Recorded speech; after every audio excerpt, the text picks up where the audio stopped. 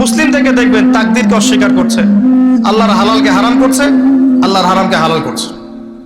মুসলিম থেকে দেখবেন যে হাতে একটা আংটি পড়েছে, ভাই কি জন্য পড়েছেন? এই রোগ ভালো হবে আমার। গলায় একটা বালা ঝুলিয়েছে, কোমরে একটা মাদুলি, ভাই এগুলো কেন? যে এগুলোতে রোগ ভালো হবে। মুসলিমদের কথা বলছি, অমুসলিমদের কথা বাদ দেন। যারা বলছে আল্লাহর সন্তান আছে, ওদের কথা তো বলার দরকার নেই আমাদের, কারণ এগুলো স্পষ্ট শিরক।